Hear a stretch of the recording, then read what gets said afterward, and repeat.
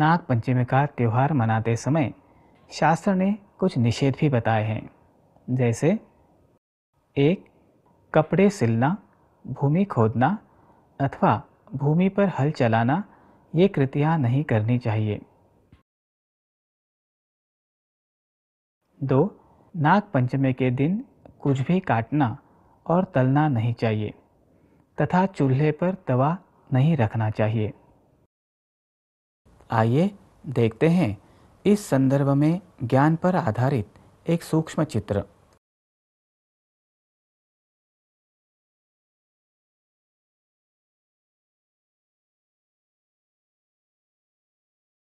इसका कारण यह है कि वातावरण में देवताओं के पवित्र अर्थात चैतन्य के अति सूक्ष्म कण कार्यरत होते हैं। वे भूमि के अति निकट आते हैं। इस दिन काटने जैसी कृति करने से रजतम प्रधान स्पंदन निर्माण होते हैं। ये स्पंदन देवता तत्व के कार्य में बाधा लाते हैं, साथ ही सबके लिए कष्टदायी होते हैं। इनका वातावरण पर भी परिणाम होता है। इस कारण नाग पंचमी के दिन इस प्रकार की कृति करने वाला व्यक्ति समष्टि पाप का भागी हो सकता है। इसलिए नाग पंचमी के दिन काटना, तलना, भूमि खोदना अथवा भूमि पर हल चलाना ये कृतियां नहीं करनी चाहिए। यहाँ किसी के मन में यह विचार आने की संभावना है कि क्या अन्य दिनों पर भी काटने अथवा तलने जैसी कृति करने से पाप लगता है?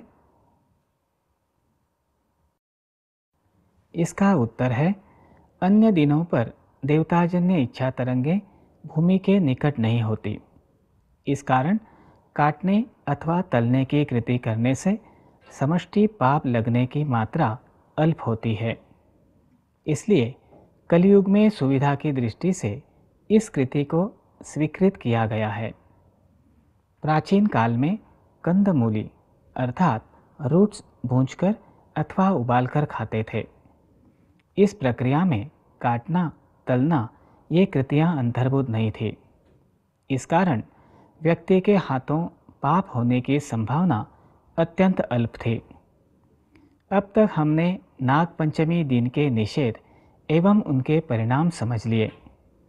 नाग पंचमी के दिन कुछ अन्य बातें भी परंपरागत रूप से चली आई है।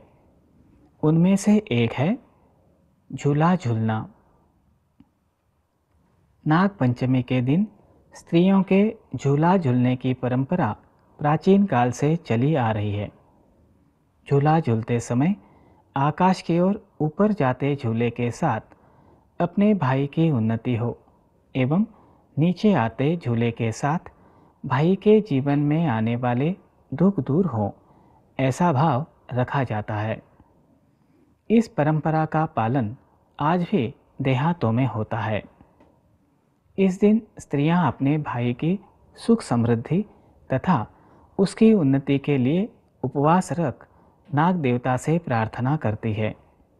कहते हैं, नाग पंचमी के दिन जो बहन भाई की उन्नति हेतु ईश्वर से उत्कंठापूर्वक एवं भावपूर्ण प्रार्थना करती है, उस बहन की पुकार ईश्वर के चरणों में पहुंचती है। अतः प्रत्येक स्त्री को इस दिन ईश्वरीय राज्य की स्थापना हेतु प्रत्येक युवक को सद्बुद्धि, शक्ति व सामर्थ्य प्राप्त हो, ऐसी प्रार्थना करनी चाहिए। अब देखते हैं नाग पंचमी के संदर्भ में सनातन आश्रम पनवेल के संत परम पूज्य पांडे महाराज जी का दृष्टिकोण। वे बताते हैं, इस सृष्टि के समस्त जीव एवं जीवाणुओं की निर्मिति इस सृष्टि के कार्य के लिए हुई है। इनका पूजन कर हम यह अनुभूत कर सकते हैं कि ईश्वर इनके माध्यम से कार्यरत है। नाग पंचमी के दिन नाग देवता का पूजन करने से इस विशाल दृष्टिकोण की सीख हमें मिलती है। नाग पवित्रकों का समूह है, अर्थात वे सूक्ष्म होते हैं और जिन्हें हम अपने नेत्रों द्वारा अर्थात स्थूल दृष्टि से देखते हैं, वे नाग इन पवित्रकों के समूह का प्रतीकात्मक स्थूल रूप है। इन नागों में देवता का रूप देखने के कारण पूजक को आध्यात्मिक लाभ होते हैं। अब तक हमने नाग पंचमी के बारे में विस्तृत रूप से समझ लिया। यह जानकारी प्राप्त करते हुए हमने देखा कि नाग पूजा यह एक त्यौहार के रूप में मनाई जाती है, परंतु सौराष्ट्र में नाग पूजा एक व्रत के रूप में की जाती है। सौराष्ट्र में यह व्रत श्रावण कृष्ण पंचमी के दिन करते हैं। यह व्रत प्रत्येक माह की उसी तिथि पर 1 वर्ष तक किया जाता है। अनंत, वासुकी, शेष इत्यादि नागों का पूजन तथा ब्राह्मण भोजन देकर 1 वर्ष के उपरांत व्रत का उद्यापन किया जाता है। इस धर्म सत्संग में हमने नाग पंचमी से संबंधित जानकारी प्राप्त की। साथ ही हमने नागों के बारे में भी कुछ विशेष बिंदु देखे। इस जानकारी से आपको अवश्य ही लाभ हुआ होगा। नाग पंचमी के पर्व पर शुभ कामनाएं देते हुए इस सत्संग का समापन करते हैं। इस सत्संग में बताए गए शास्त्र के अनुसार कृति करने से आपको कोई अनुभूति हुई है, कोई प्रश्न अथवा शंका है तो हमें अवश्य सूचित कीजिए। कृपया सकाम अर्थात व्यावहारिक स्वरूप के प्रश्न न पूछिए। धर्माचरण विषय कोई प्रश्न अथवा शंका है तो अवश्य पूछिए। हम आपकी सेवा में सदैव तत्पर है। हमारा संपर्क सूत्र है हिंदू जनजागृति समिति, post box number 46, Ponda, Goa 403401. Our contact number is 093-701-70704.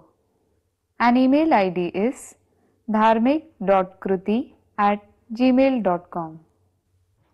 अब हम सद्गुरु चरणों में कृतज्ञता व्यक्त कर इस सत्संग को संपन्न करते हैं।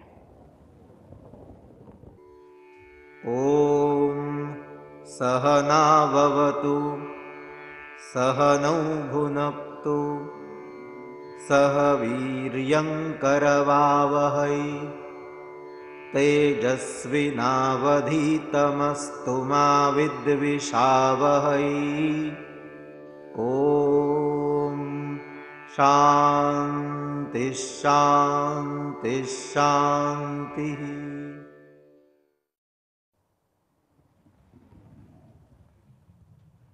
इसका अर्थ है परमात्मा हम गुरु शिष्य दोनों की एकत्रित रूप से रक्षा करें, दोनों का प्रतिपालन करें, हमें एकत्र ही पुरुषार्थ प्राप्त हो, हम दोनों का अध्ययन तेजस्वी हो, हम दोनों में एक दूसरे के प्रति द्वेष भावना न हो तथा त्रिविध ताप की शांति हो। हमारी पुनः भेंट होगी अगले सत्संग में। तब तक के लिए नमस्कार।